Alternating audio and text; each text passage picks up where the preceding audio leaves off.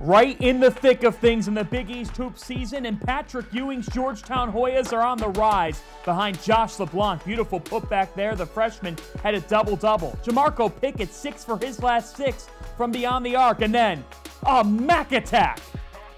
Georgetown going into Friartown and getting their first win at the Dunkin' Donuts Center since 2012. The Hoyas are 5-5 in Big East play. They are a factor in this conference because they've got freshmen who are on the rise.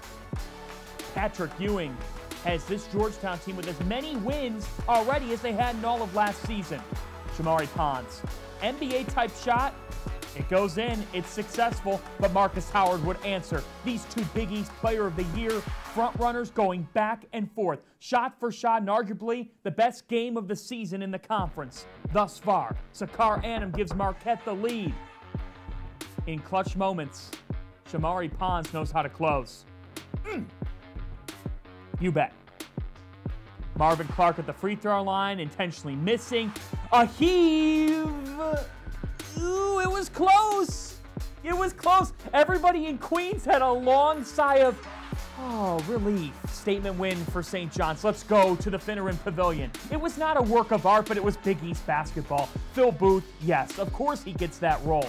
Old man Phil, finishing for Villanova. Caleb Joseph, he's fouled with a 1-point game, 37 seconds left. Jay Wright, loud noises.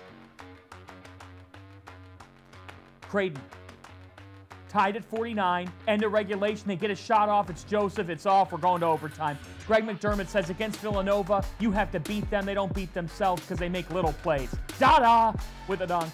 Demir Cosby Roundtree slams it home. Then Phil Booth misses it. Another offensive rebound. Old man Phil, he's been around forever. He's won 2 national championships. Mr. Booth's world.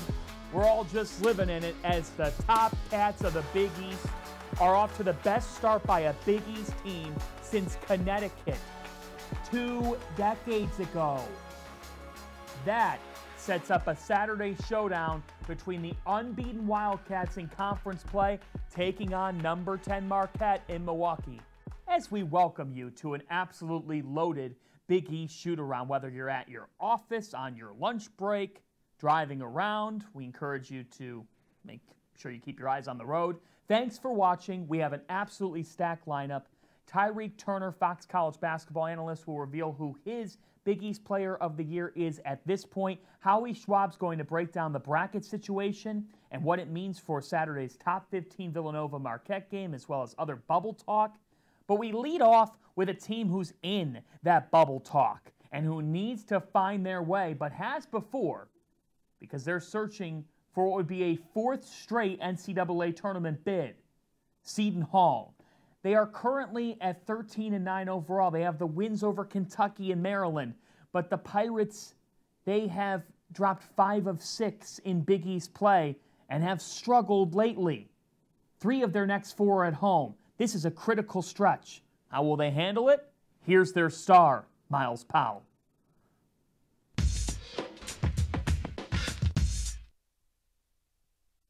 The Seton Hall Pirates are 13-9 overall, 4-6 in the Big East, looking to make a run to what would be their 4th straight NCAA tournament. We are joined by their leading scorer, the 2nd leading scorer in the Big East, Myles Powell now. Myles, as you return home to take on Creighton Saturday, then Georgetown, how much is your group treating this homestand as a must-win? We know our season is pretty much on the line. We've been coming to practice all week preparing for the good Creighton team. We're going to watch them play against Nova tonight, and we're going to prepare for them because those are a good group of guys. What needs to change the most for your team to turn things around? We just got to get back to playing our basketball. We've been battle-tested all year. We beat a top 10 team in Kentucky, so we know we have the fight in us. We just got to get back to playing our basketball and believing in ourselves. What is your basketball? Hard-nosed guys that really want it. We play on. We get it first on the defensive end. We're an up-tempo team, and we've been taking the ball out of the net a lot. And coach been telling us that's not our type of style of play. So we got to get it on the defensive end. And all week, we just been working on defense. You know what it takes to make a run Myles, to the NCAA tournament because you've been to back-to-back big dances yourself. What are you telling your teammates about what it takes? That it's going to come down. Every game is its own opportunity, and everybody wants, that's the goal coming into the season. Everybody wants to make it to the NCAA tournament. So the same thing that we're battling for, other guys are battling for it too. And Coach pretty much tells us that it's not going to be easy. I know it's not going to be easy because at the end of the day, like I just said, that's the main goal. Everybody's fighting for the same thing. So we just got to come together and realize, find out what we got to do to put ourselves back in a position to make it to the tournament. What is that fight like in the Big East Conference? I mean, every game is its own challenge. No one's really blowing anybody out.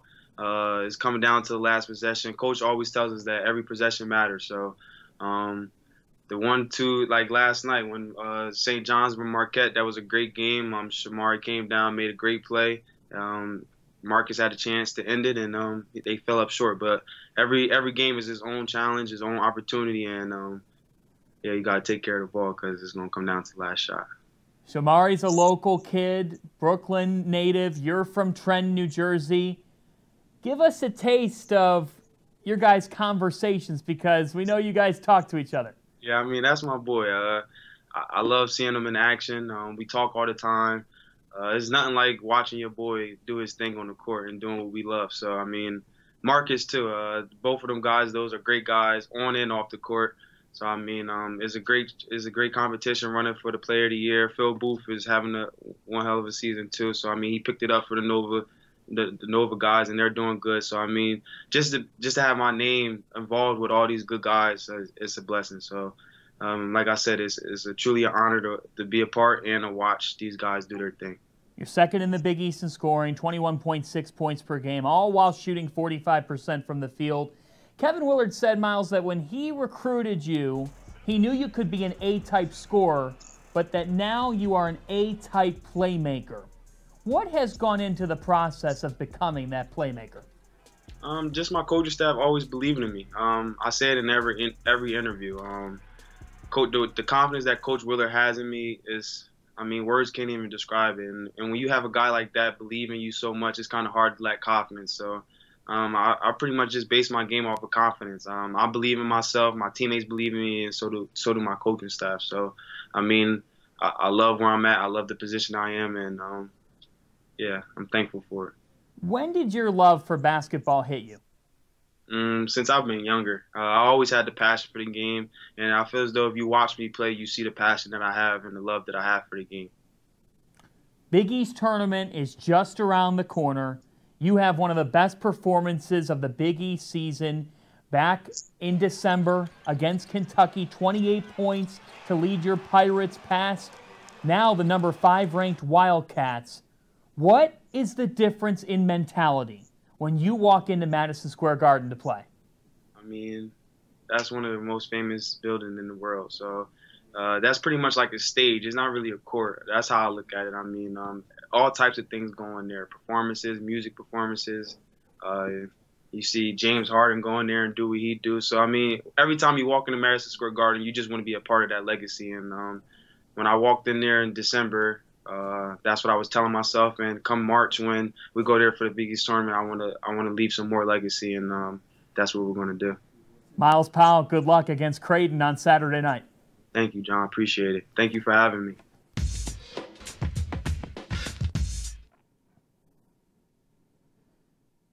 Let's look at the Big East picture here. You think about this conference, and at the moment with St. John's taking down Marquette and Milwaukee, they're the only team that's beaten Marquette in conference play, but that's huge for the Johnnies' NCAA tournament resume. They now have 5 Quadrant 1 wins, and you have to think they're in healthy positioning to get an NCAA tournament bid. After those top 3 teams, Georgetown has several Quadrant 1 and Quadrant 2 opportunities to come, but the Hoyas, they did not do enough in non-conference play, so they have to try to make it up here in the final stretch. For Seton Hall, 4-6, but 13-9, so the resume's a bit deceiving. Now the Pirates have 3 of 4 at home, and they really need to cash in. Creighton, Saturday night, 8 Eastern time. The Blue Jays have a top 20 strength of schedule in America, but they just have not been able to capitalize. They're 0-8 against Quadrant 1 teams. That's not to say that they still couldn't. Saturday night at Seton Hall is a Quadrant 1 opportunity. That's a huge game on CBS Sports Network at 8 Eastern Time. But think about it. The top 2 teams in the conference meeting on Saturday afternoon, 2:30 Eastern Time on Fox, when Villanova pays a visit to Marquette. National Marquette Day. There's a huge T-shirt streaking throughout the arena. It is quite the event there. And don't forget about DePaul.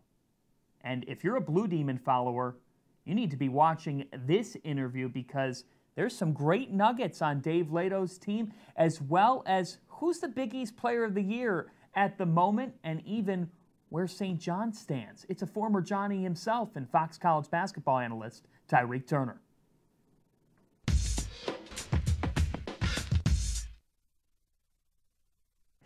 We're talking Big East hoops with Fox College basketball analyst, former St. John's player, Tyreke Turner. What a win for the Johnnies in Marquette, handing the Golden Eagles their first home loss of the season. How do you think they did it? Well, they came in knowing that they had to win this game on the road to kind of get back on track in terms of positioning. Well, the way the league was, there was a logjam of 4-win teams. You want to separate yourself, get that 5th win. And they knew they could beat this team. They beat them pretty soundly at home. Not to say they were going to beat them again, because this was a different team they played this time, with the Hauser brothers playing much better, having more experience. And they're playing at Marquette. Yeah. But I thought collectively they came in locked in, coming off a bad loss at Duke.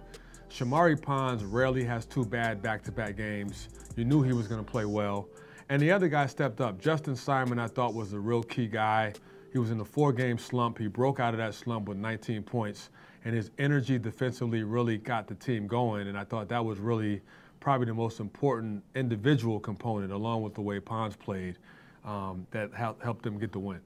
Villanova on Saturday, 8-2 Marquette on the other side. 2:30 Eastern Time, Fox. What a game this could be. What determines it?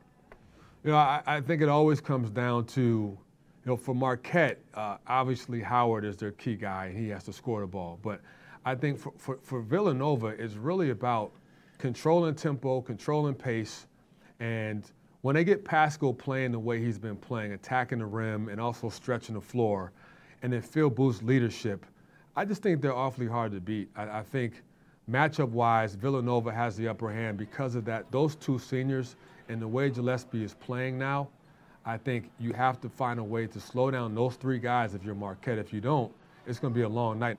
The intriguing thing about this is these 2 teams have not met yet, and we're about to reach the midway point of February. Yeah. So these 2 meetings, there's still a lot to be decided upon, because if Marquette could pick them off, then they're only 1 game off, and they would own the tiebreaker. You're right, and that's why I don't think anyone can get too far ahead. We're still in early February. There's a lot of games to be played.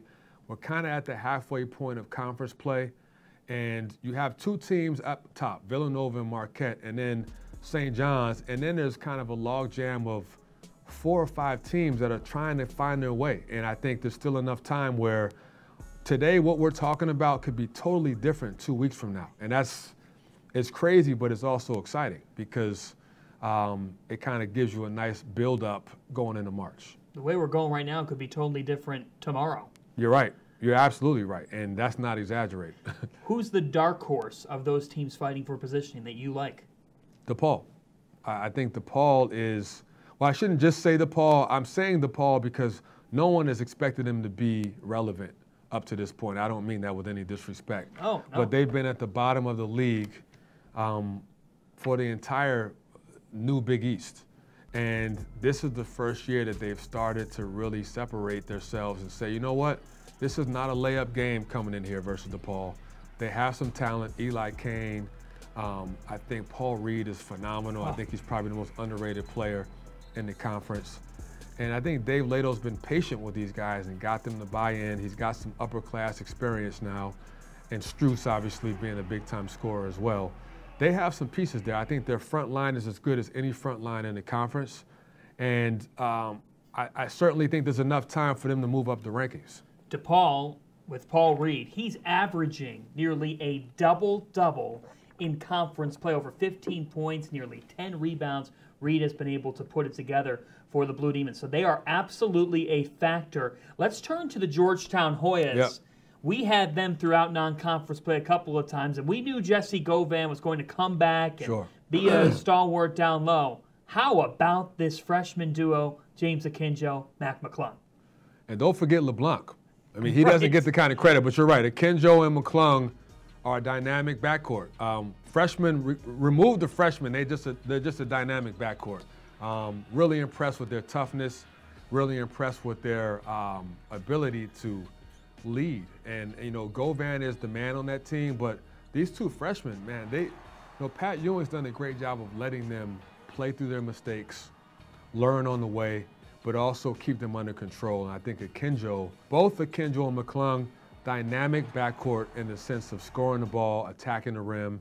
McClung is a fearless attacking guard, and Akinjo is a heady lead point guard that can make big shots. He's a very good distributor, not afraid of anyone, and has done a good job of running that team.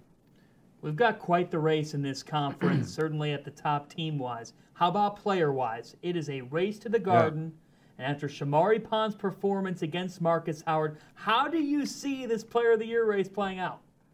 Great question, John. I mean, look, I think it's going to be a toss-up between a few players. Certainly, you got to look at what Howard's done, leading the league in scoring. But in terms of impacting the whole game, I think Shamari Pons is the guy in terms of points, rebounds, leads the Big East in assists, leads the Big East in steals. His percentages are fantastic, 48% from the field, 40% from three. What he does for that team, I think at this point, you got to look at him as probably the top guy, but certainly Myles Powell is in the conversation. I think Marcus Howard certainly is in the conversation. And then Phil Booth and Eric Paschal, the best team in the conference. Those two guys are definitely going to be in the conversation. So it's kind of a toss-up, but I think those are the guys you're going to hear most. Where does Pons rank on the hierarchy of St. John's guards all time? Ooh, that's a great one. Long list going back to Mark Jackson, Boo Harvey, David Kane. These are just point guards I'm talking about. Eric Barkley, there's a lot. I think when it's all said and done, he'll be right up there in the top. He's in the record books in pretty much every major category, from scoring to steals to assists. If he can get this team into the tournament, which I think he will, that'll be another notch in his belt in terms of winning. And that's the one thing he's missing. Has he gotten this team into the tournament like a Mark Jackson did, like a Boo Harvey did? And I think he's close, but we'll have to revisit that at the end of the year. But he certainly will go down as one of the best guards in the history of St. John's. Tyreke Turner bringing it with Big East Hoops Talk.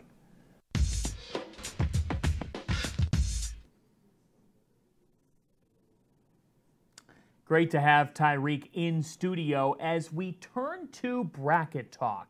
And the net in its first year, we had Bruce Rasmussen, the former NCAA tournament committee chair, on last week when we were out live in Omaha. And here's the thing, folks. The net is a tool in the entire toolbox. It is not the main determiner of who makes the NCAA tournament. We asked Bruce about that, and he said it's one of the tools, that they look at a bunch of different things, but that at the end of the day, their field of 68 gets decided upon discussion, watching these teams, going in depth on them to see the different dimensions of their season. It's such a long marathon. You go through injuries, different hurdles. But what we do have is this net metric, and a lot of people are going off of it. So there is tons of bubble talk right now. I mean, you think about Creighton, they don't have any blemishes, but they are 0 for 8 against Quadrant 1 teams. You think about Seton Hall, they have those wins over Kentucky and Maryland, but those are the only two Quadrant 1 results. They're 2-5 against Q1, and they have 2 Quadrant 3 losses, so they still have 5 Quadrant 1 opportunities. Those are opportunities you have to cash in on. We'll see if that team can. Butler's at Georgetown Saturday. Both those teams have room to build their conversation. You think about for Georgetown, they still have a combined 7 Quadrant 1 and Quadrant 2 opportunities, and they're not that far off from those other teams we're talking about. So keep an eye on the Hoyas. All that and more here from Fox College basketball bracketologist Howie Schwab.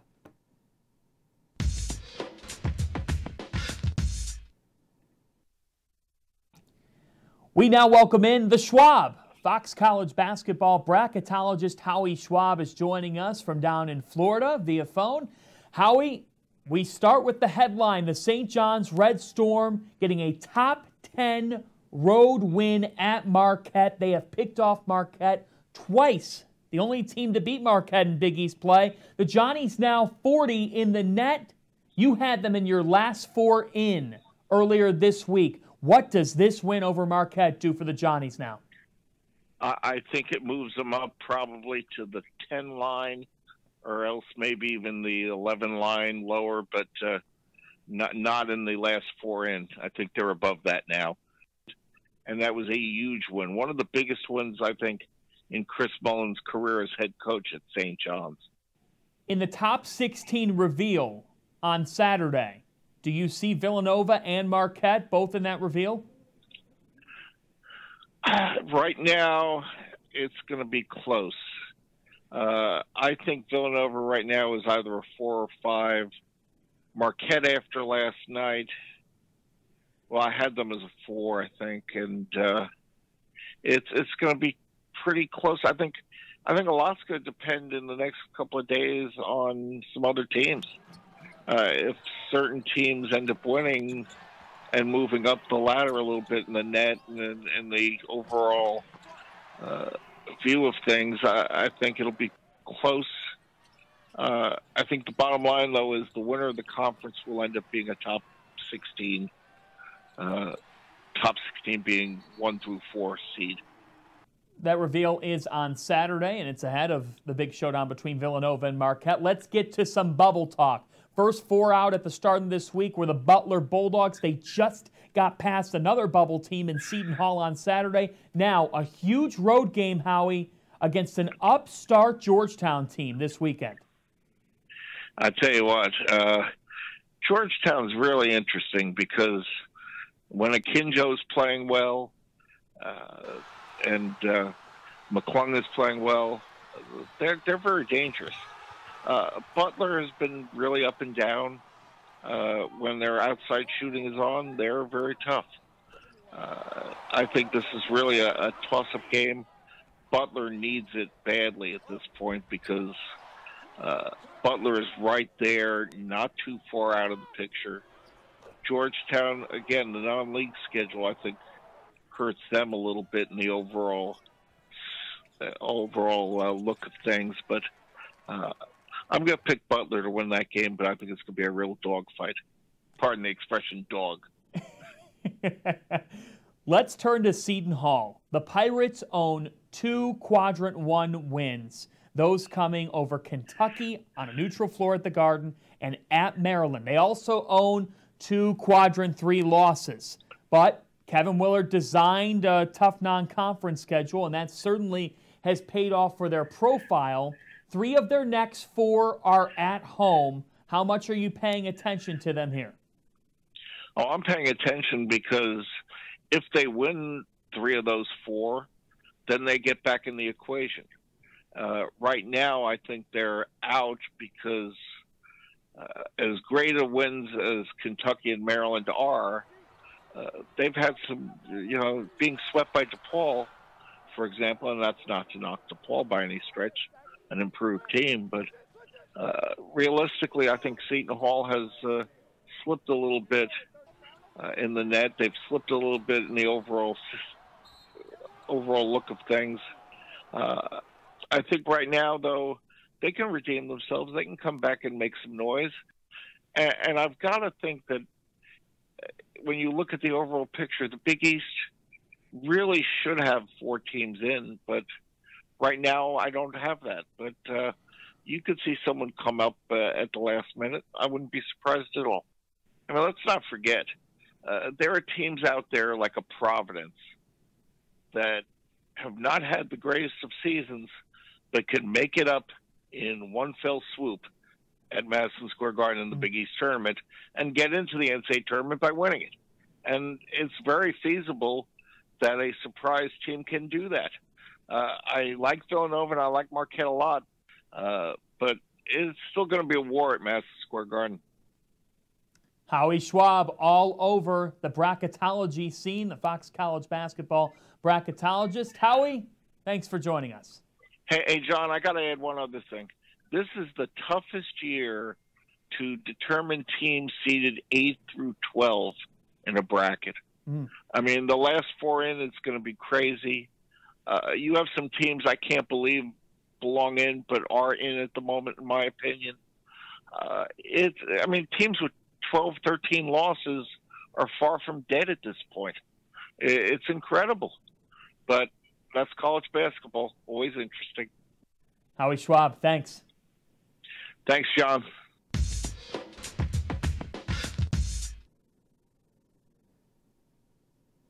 We get to your mailbox questions now. Several of you asked about how many teams will get into the NCAA tournament from the Big East, and here's how I see it. You know that Villanova and Marquette could very well be in the top 16 of the NCAA seed reveal on Saturday. That is 12:30 Eastern Time, CBS. 12:30 Eastern, CBS Saturday, the top 16 seed reveal. But you know those two are in. St. John's with 5 Quadrant 1 wins, 17-6 on the year. 5 of their next 6 are at home. They're going to make the NCAA tournament. Beyond those 3, then it gets interesting, but the bids have to come from somewhere. And you have to think the Big East is a 4, potentially even 5-bid league, depending on what happens in the Big East tournament. A bid stealer could come from the Big East tournament at Madison Square Garden because, as you saw between Creighton and Villanova last night, St. John's Marquette a couple nights ago, and just the parity in the league, home teams not having a real advantage this year. Anything can happen. Another fan asks us, what constitutes a Quadrant 1 win? Here's the answer on that. So, according to the net metric, it would mean that you're beating a team from 1 to 30 at home, 1 to as high as 50 on a neutral court, or 1 to 75 on the road. When you play road, true road games, and you get true road wins, the committee loves that. It is gold treasure. So the Big East teams that have impact road games remaining that are either Q1 or Q2, when you cash in on those, there's opportunities to do so. That sells well with the committee. We've got other mailbox questions here. I start with Matt, who does a great job out in Omaha. He asks, who is most likely to finish 18-0 in league play this season? The Marquette women or the Villanova men? Side note, Marquette women tomorrow night, 8 Eastern Time, FS1, Women's All Access broadcast. It's Marquette and their coach Carolyn Keeger against Georgetown. Their coach James Howard, completely mic'd up. It's must-see TV tomorrow night, FS1. Who has a better chance of finishing 18-0? The Marquette women. I think that the men's league just has some teams that are more capable of knocking off Villanova men than there are women's teams that are capable of knocking off the Marquette women. Watch out, though. The Marquette women are number 8 in America. Another question from George. Favorite Big East city food spot? Well, I love a bunch of different spots. I am a Skyline chili enthusiast in Cincinnati. I love 801 in Omaha. That's from like $3.99 for chili to $60 for a steak. So you get it all with me. But in Milwaukee, and I'm going there this weekend, and we'll have more in a moment, I love the Old Market. The perch is amazing. Owen Coleman asks how many teams in the tournament. We talked about that. I still see 4, potentially even 5, but I think 4. Antoine Newman asks us, who is now your front runner for Big East Freshman of the Year? Antoine, I think that there's a rich race going on. Joey Hauser or James Akinjo would be my 2, but that doesn't mean that Mac McClung or even, watch out for Josh LeBlanc. The kid had a double-double last night. He is sneakily flying under the radar. I love Josh LeBlanc's stock, and so does Patrick Ewing. Finally, Bob Nashak. Who do you got on Saturday, Marquette or Villanova? Bob, unfortunately, you're going to have to wait until Saturday, but fortunately, we're heading to Milwaukee. for big-time coverage of this top 15 showdown. The top 2 teams in the Big East meet Saturday. We'll be live on @BigEast on Twitter, the Fox Sports app as well, 11 a.m. Eastern Time, 10 a.m. Central. Fox College basketball analyst Steve Lavin's going to join. St. John star Justin Simon's going to join. We'll have practice sound from Friday from Steve Wojciechowski, Jay Wright. We've got a couple beat writers potentially coming on. It's a loaded show from the brand new Fiserv Forum, Big East basketball, and we've got Shootaround. The game day special airs at 11 a.m. Eastern Time, and then the game is 2:30 Eastern Time on Fox. Tim Brando, Donnie Marshall, Lisa Byington have that one, but look at Saturday's slate. Butler, Georgetown, you got to catch that one. Can St. John's capitalize at the Garden? They host Providence. Creighton and Seton Hall. Desperate times call for desperate measures in Newark, New Jersey, Saturday night. And DePaul and Xavier, 8 Eastern Time, FS1. So, we're off to the frozen tundra tomorrow morning, and I will talk to you on Saturday morning. I will pack my Big East frozen tundra jacket because I saw that it's single digits, but it's National Marquette Day Saturday as well. They go all out for this, and it's an all-out type of game because if Villanova wins the regular season title, they're on a march to it at 11-0. If they lose, then we've got a hot pursuit on because these 2 teams have not met yet, and they're meeting on Saturday as the Big East gets a national spotlight, and we'll be there for it. We'll talk to you Saturday morning. Have your coffee ready for a huge day as all 10 teams will be in action, and we'll get it started from Milwaukee. Thanks for watching Shootaround.